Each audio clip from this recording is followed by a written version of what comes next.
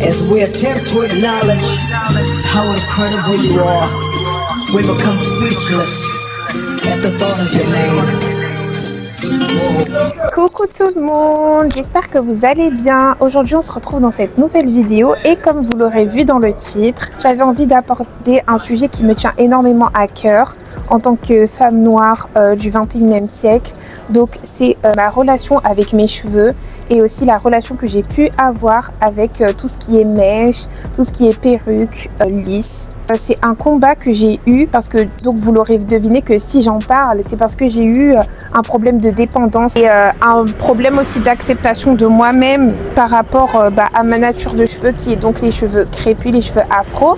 Et donc aujourd'hui j'avais envie d'en parler pour raconter un peu mon expérience par rapport à ça afin que ça puisse vous permettre, si vous êtes aussi dans ce cas-là, de vous en rendre compte peut-être à travers ce que je vais dire et ce que j'ai pu vivre et aussi vous donner la manière de laquelle j'ai eu le déclic et ce que j'ai mis en place pour réussir à m'accepter du coup avec ma vraie nature de cheveux et ne plus du tout être dépendante. Je veux aussi préciser que cette vidéo s'applique à tout type de cheveux. Genre moi, je parle de mon expérience avec mes cheveux crépus parce que c'est ce que j'ai, mais je sais qu'il y a aussi beaucoup de personnes dans ces cas-là avec des cheveux bouclés par exemple, les cheveux frisés, etc. Donc je t'invite quand même à regarder parce que ça peut être aussi intéressant. Peut-être que tu te reconnaîtras dans certains points. Si la vidéo vous intéresse, n'hésitez pas à rester et sans plus tarder, on va passer au vif du sujet. On dit d'une personne qu'elle est complexée lorsqu'elle est focalisée sur certaines caractéristiques d'elle-même et que cela entraîne un sentiment d'infériorité. La personne complexée a donc une perception déformée d'elle-même. Je vais vous expliquer un peu comment j'ai grandi, quel était mon rapport aux cheveux depuis mon enfance. Le souvenir le plus lointain que j'ai de moi choisissant des coiffures, c'était moi qui étais en dernière section de maternelle et qui voulais des tresses et pas des petits trucs avec mes vrais cheveux. Donc je me dis que ça doit être mon environnement de cette époque qui a dû influencer ça. Aussi, ma mère, elle était toujours sous des frisages, sinon elle avait des tresses ou sinon des perruques. Donc c'est un peu la figure que j'ai pu avoir comme modèle. Elle-même portait des mèches ou était sous des frisages. Donc je pense que ça aussi jouait dans le fait que vraie nature de cheveux avec laquelle elle me coiffait parfois, je l'acceptais pas forcément. Donc j'ai été aussi bien évidemment sous des frisages dès que je pense que j'en ai eu l'âge. Peut-être qu'en maternelle j'étais peut-être trop jeune, mais dès que j'ai eu l'âge de pouvoir me défriser les cheveux, ma mère me défrisait les cheveux comme à peu près toutes les petites filles noires. Donc j'ai été sous des frisages à peu près toute mon enfance. J'ai pu avoir aussi certaines remarques de mes camarades quand j'étais en primaire. C'est l'âge où on commence à un peu plus être conscient et donc souvent qu'on commence à être un peu plus méchant d'ailleurs. Et quand je laissais mes vrais cheveux, je voyais mes camarades me dire « Ah mais tes cheveux ils sont durs, ils sont pas doux » et des trucs comme ça. Et bon, en vrai je m'en fichais un peu, mais peut-être que je m'en fichais pas tant que ça et que ça m'a impacté plus inconsciemment que ce que je pense. Donc voilà un peu. Sinon je recevais pas forcément de moqueries par rapport à mes cheveux, etc. Juste des copines un peu curieuses et peut-être maladroites qui faisaient ce genre de remarques parfois. Donc voilà un peu pour mon enfance. Ensuite on passe à mon adolescence. J'étais très coquette et donc j'ai commencé à me coiffer toute seule vers mes 14-15 ans. Donc je regardais comment ma mère coiffait, etc. C'est d'ailleurs comme ça que j'ai appris à coiffer, donc merci maman. Je regardais un peu et donc je commençais à m'entraîner sur moi. Les coiffures que je faisais, la plupart du temps c'était un peu polyvalent, on va dire. Ça pouvait être lisse comme ça pouvait être bouclé. Je faisais un peu de tout. Mais plus j'ai commencé à grandir, plus j'ai commencé à aimer le lisse en fait. Genre je me trouvais plus belle. Et peut-être parce que mes standards de beauté c'était une fille noire, ok, mais avec les cheveux lisses c'est mieux. Donc c'est peut-être ça qui est rentré dans ma tête qui a fait que quand je faisais des tresses, je voulais toujours que ça soit lisse. Et donc je faisais des piqués lâchés avec des expressions. Et ensuite je les lissais au lisseur ou sinon j'essayais de faire des ondulations ou des petits trucs de temps en temps pour changer. Mais j'ai remarqué que plus je grandissais, plus j'avais un attrait pour le lisse. Et donc c'est vers 2017 quand j'avais environ 16 ans. Les perruques étaient de plus en plus à la mode. Et moi aussi je commençais à grandir, comme je vous ai dit, je commençais à coiffer, donc ça me faisait un peu d'argent de poche à gauche, à droite. Et donc quand j'ai vu que je pouvais avoir les sous pour en acheter, c'est vers là que j'ai commencé à acheter ma première perruque qui était donc une perruque lisse. Tout simplement, je me sentais plus jolie comme ça, genre. Le fait d'avoir mis ça sur ma tête, genre je me voyais d'une différente manière et j'aimais trop ce que je voyais. Genre je me sentais plus waouh, genre je me sentais plus à mon prime et je trouvais que ça révélait plus ma beauté, que ça me mettait plus en valeur. J'en portais tout le temps, je faisais des tresses de temps en temps, mais c'était quand même minime. C'est-à-dire que quand je faisais des tresses, j'arrivais pas à les garder plus longtemps qu'une semaine parce que justement, je me trouvais que j'étais au max que quand je portais des perruques.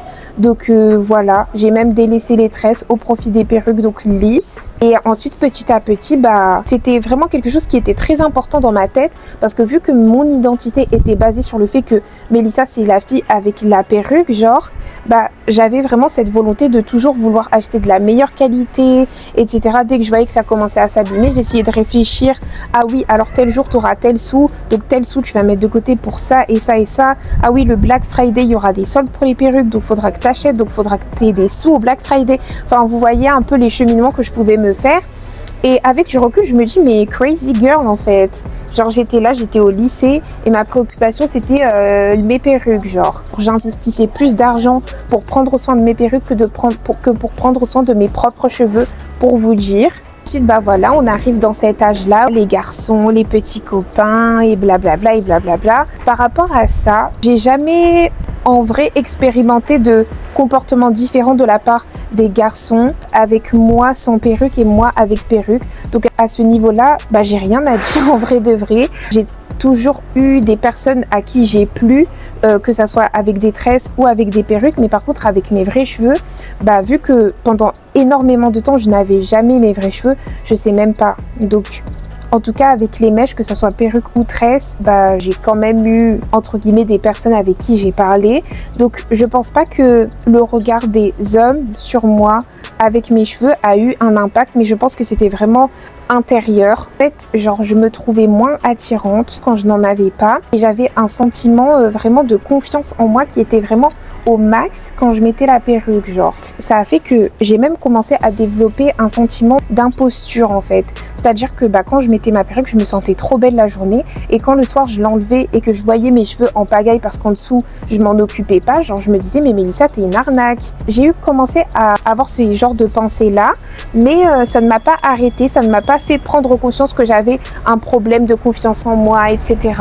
Donc j'ai juste continué et puis cette pensée tant pis, genre ouais à la fin de la journée j'enlève ma perruque et mes cheveux sont pétards et puis genre je m'en fichais, donc j'ai juste continué. Donc ça a duré à peu près 8 ans. 8 ans où j'étais sous perruque toute l'année. Je ne portais que des perruques lisses, parfois bouclées pour changer. Donc on arrive dans la période où tout ce qui est nappy hair, ça commence à être un peu à la mode. Le retour au naturel, les afros, les boucles, etc. Et donc je voyais de plus en plus de gens dire « Ouais, les filles noires qui mettent tout le temps des perruques, vous êtes complexées ». Et moi, j'aimais pas les gens qui disaient ça. Genre, je trouvais que c'était méchant pour les filles qui étaient complexées parce que moi, je ne me sentais pas complexée en fait. Vous voyez tous les arguments que des gens peuvent avoir pour porter des perruques, moi je me les suis appropriés alors que en soi c'était un peu faux, genre. Et que non, mais moi je suis pas complexée, je mets des perruques juste parce que c'est plus pratique, juste parce que j'ai pas le temps de me coiffer le matin. En mettant des perruques, au moins j'ai des cheveux faciles tous les jours, alors que les cheveux afro, faut les coiffer. Non mais en fait c'est parce que j'aime changer de tête, etc. Alors que Mélissa, cette excuse marche si tu es quelqu'un qui change régulièrement de tête, mais là tu avais tout le temps la même tête tous les jours avec ta perruque lisse.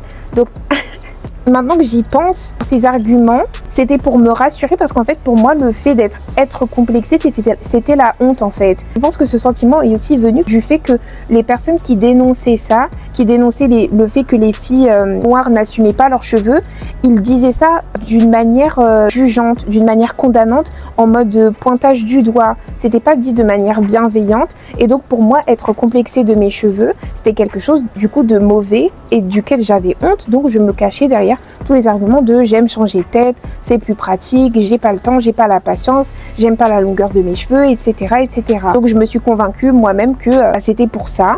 Un truc qui est venu accentuer cette idée dans ma tête, c'était que j'avais effectué un casting, genre j'avais envoyé ma candidature à une agence de mannequins où j'avais mes vrais cheveux, donc je les avais plaqués, j'avais fait un petit chignon, etc. Qui m'avaient pas accepté dans le casting et j'ai refait un peu plus tard encore une candidature à cette agence et cette fois j'avais une perruque et là ils m'ont pris.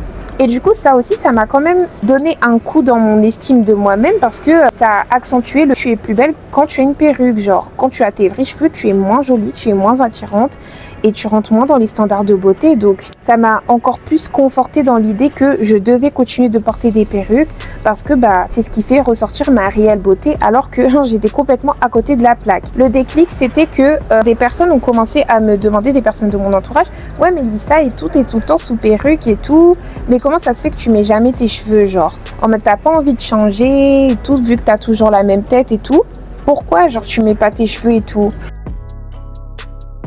La vérité, c'était que les standards de beauté qui avaient été établis dans ma tête faisaient que mes cheveux, qui sont comme ils sont aujourd'hui, n'entraient pas dans les standards, donc je les trouvais moches, je me trouvais moche avec mes cheveux. Mais pourtant, quand je voyais d'autres personnes avec le même type de cheveux que moi, c'est-à-dire 4C qui shrink très facilement, qui sont petits et qui font une coupe courte, sur les autres, je trouvais ça très joli, mais pour moi, j'arrivais pas à accepter, genre je me trouvais vraiment moins belle, moins attirante. C'est là, quand cette personne m'a posé la question, que j'ai commencé à un peu me remettre en question parce que je me disais que là, j'ai répondu que je mettais pas mes cheveux parce que je ne suis pas à l'aise. Et pourquoi t'es pas à l'aise, genre ? Et donc c'est là que j'ai commencé à creuser et j'ai commencé à me rendre compte tout simplement que j'étais vraiment complexée de mes cheveux mais que j'assumais pas. Je me cachais aussi beaucoup derrière l'argument du les perruques, c'est une coiffure protectrice, donc ça permet de protéger mes cheveux, ça permet d'en prendre soin en dessous pour que en dessous ils soient très beaux et que à l'extérieur je puisse quand même avoir une belle coiffure. Sauf que oui, c'est une coiffure protectrice si en dessous tu prends soin de tes cheveux. C'est bien beau de mettre une perruque pour pas que tes cheveux ils soient dans le froid, etc. Mais si en dessous tu les hydrates qu'une fois par mois, c'est pas protecteur.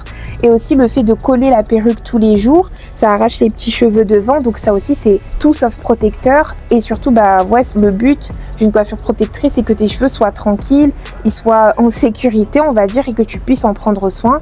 Sauf que c'est pas ce que je faisais parce que moi mon seul but c'était d'être belle avec ma perruque, donc ce qui était en dessous je m'en fichais, donc je prenais pas soin de mes cheveux. Mes tresses plaquées je les gardais très longtemps, je m'en fichais de coller un peu sur mes cheveux et ensuite d'arracher. Derrière aussi du coup ça a beaucoup arraché mes cheveux et donc ça fait que ça poussait presque plus, donc en fait en dessous c'était vraiment un champ de bataille et je me cachais derrière l'argument c'est une coiffure protectrice pour qu'on me laisse tranquille en fait. Donc voilà un peu ce dont je me suis rendu compte quand la personne m'a posé la question. Et donc c'était au début de cette année, vers les temps où j'ai fait la vidéo sur la blessure émotionnelle du rejet, etc. C'est une période où j'ai pris conscience de beaucoup de choses, dont à ce niveau-là que j'avais une faible estime de moi-même, le sens où je ne m'aimais pas assez pour prendre soin de moi, c'est-à-dire que je ne trouvais pas que je méritais que je prenne soin de moi-même. Aussi au niveau de ma confiance en moi, j'ai compris que j'avais tout simplement pas confiance en moi en fait. Pas confiance en moi, genre sous toutes mes formes du moins. Parce que du coup quand j'ai eu ma perruque, je me trouvais très belle, je me sentais confiante, etc. Mais quand j'ai mes vrais cheveux, alors je me sentais un peu moins. Donc, ça fait que si tu n'as pas confiance en toi sous toutes les formes du toi, c'est que tu as pas entièrement confiance en toi. Et donc c'est là que j'ai commencé à creuser, j'ai commencé à faire des recherches et j'ai commencé aussi à accepter aussi mon complexe que j'avais, parce que le fait de fuir et de vouloir tout le temps cacher derrière d'autres arguments, c'est comme si je diminuais, c'est comme si j'atténuais un peu la réalité. Et sauf que si tu ne reconnais pas que tu es malade, tu ne peux pas te soigner. Donc j'ai reconnu, etc. J'ai fait ce travail en moi, j'ai prié pour ça aussi avec l'aide du Seigneur, bien évidemment. Je me suis rendu compte de beaucoup de choses, dont le fait que physiquement je prenais soin de moi, mais intérieurement et du coup même au niveau de ma tête sous ma perruque, c'était le champ de bataille. Je ne prenais pas soin de moi, je ne voyais pas de mal à ça en fait. Pour moi, pourquoi tu prendrais soin de toi, genre c'est juste toi, alors que non. Franchement, il faut prendre soin de vous parce que vous êtes tout aussi important que les personnes de qui vous prenez soin autour de vous. Donc s'il y a quelque chose que vous conseillez à quelqu'un de faire pour son bien, vous devez le faire avant tout et surtout aussi pour vous-même. Voilà, j'ai eu ce déclic et quand j'ai eu ce déclic, j'ai posé des actes et des façons de penser aussi que j'ai renversées dans la prière et aussi par le fait de m'alimenter avec des contenus qui m'encouragent, etc., qui me parlent à ma situation. Là, par la grâce de Dieu, j'ai fini par accepter mes cheveux. J'aimerais donner quelques petits conseils à des personnes qui se sont peut-être reconnues dans certaines choses que j'ai dit. Première chose, prendre conscience que mes cheveux font partie de moi. Donc c'est vraiment quelque chose qui est hyper important. En fait, les cheveux, ils poussent littéralement sur votre tête. Donc prendre conscience que mes cheveux sont très beaux et qui font partie de moi, et donc apprendre à les accepter comme je peux apprendre à accepter mon corps, mes joues, mes yeux, je sais pas, mes oreilles, mes dents, etc. Ensuite, alimenter la volonté de m'accepter sous toutes mes formes. Comme je vous l'ai dit, je me trouvais plus jolie que quand j'avais des perruques et si possible lisses, ou sinon il fallait que ça soit ondulé, enfin des choses, les cheveux longs en fait. Genre c'était vraiment les cheveux longs qui pour moi étaient le summum de la beauté. Et sauf que oui, je peux mettre des perruques de temps en temps, mais il faut pas que cela devienne mon identité propre. Et donc, m'accepter sous toutes les formes, donc c'est devoir m'accepter avec une perruque lisse, avec une perruque bouclée, mais surtout au niveau de ma vraie nature de cheveux, m'accepter quand mes cheveux sont bien étirés en afro et que c'est gros, mais aussi m'accepter quand mes cheveux sont shrinkés, quand ils sont plus petits, je sais pas, en été, je les ai étirés, je sors, il fait humide, donc ils rétrécissent. Et bien, ça ne veut pas dire que parce qu'ils ont rétréci, je suis moins belle. C'est juste une forme de cheveux, c'est juste la manière dont mes cheveux sont en fonction de leur environnement et c'est des réactions qui sont tout à fait normales. Et sauf que je ne dois pas conditionner ma beauté à un certain état de mes cheveux. Je suis belle, point. Que mes cheveux soient gros, que mes cheveux soient shrinkés, que j'ai une perruque lisse, une perruque bouclée ou même que je sois chauve. Ma beauté, elle n'est pas dans ça.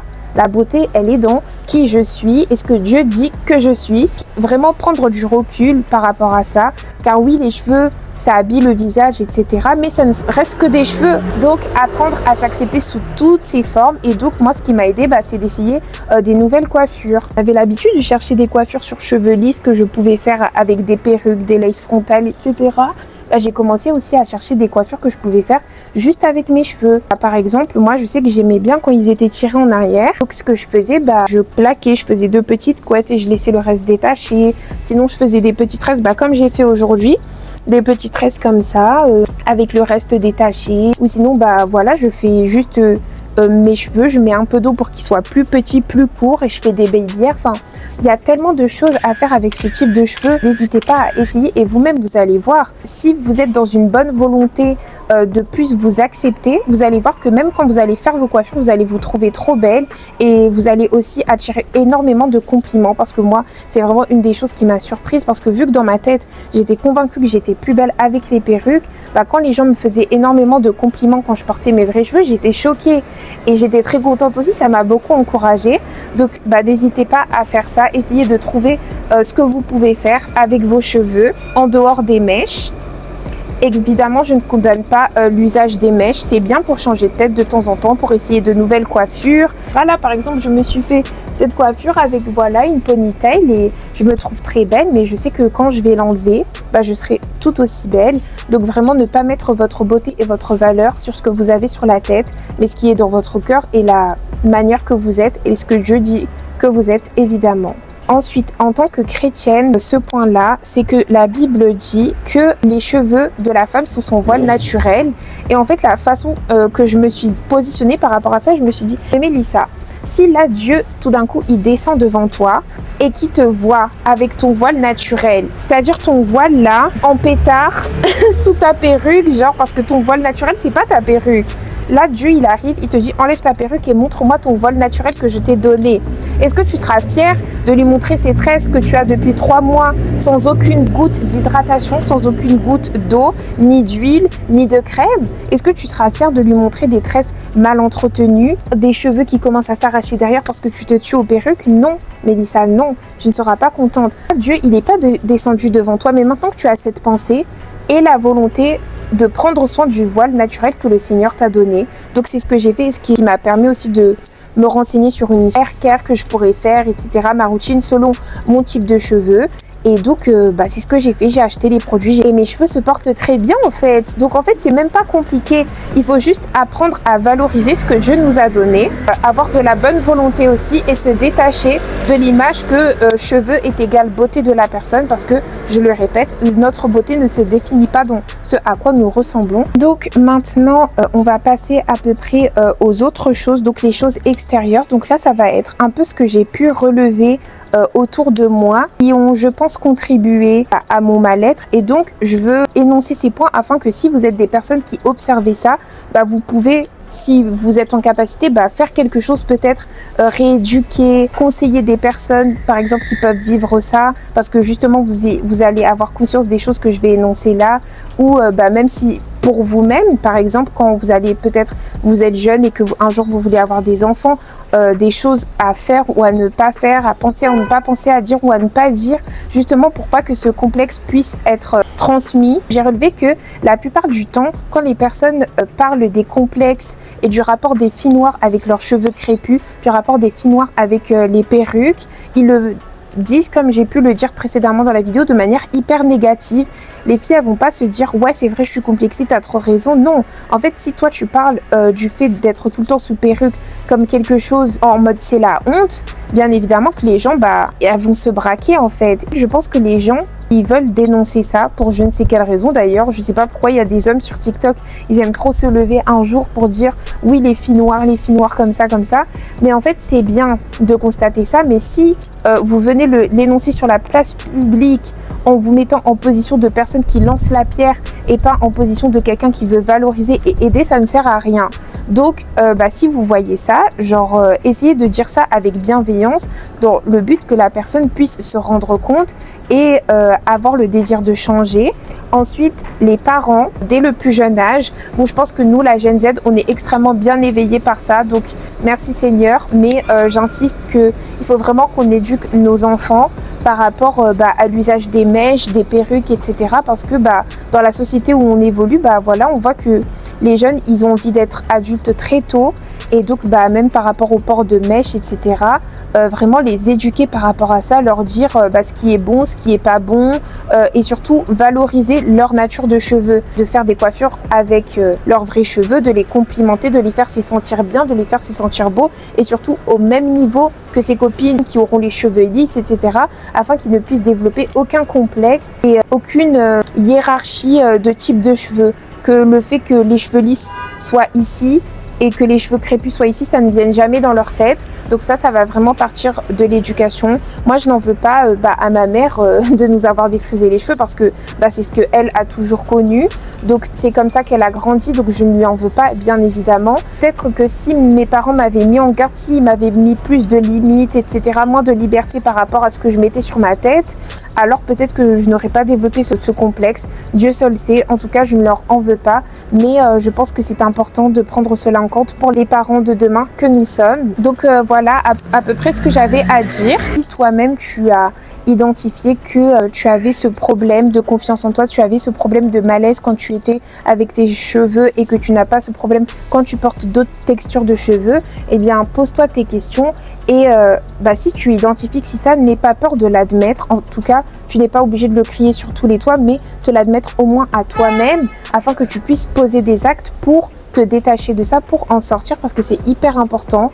Si jusqu'à maintenant on ne t'a pas dit que tu étais trop belle avec tes vrais cheveux, moi je te le dis, et trop beau aussi, moi je te dis que t'es trop beau aussi. Donc voilà, j'espère que cette vidéo vous aura plu. C'était une vidéo qui était très importante pour moi parce que c'est le genre de choses que j'aimerais qu'on parle plus. Donc si moi je peux apporter ma pierre à l'édifice, c'est avec plaisir que je le fais. On se retrouve très prochainement dans une prochaine vidéo. En attendant, prenez soin de vous, portez-vous bien et soyez bénis. Bisous.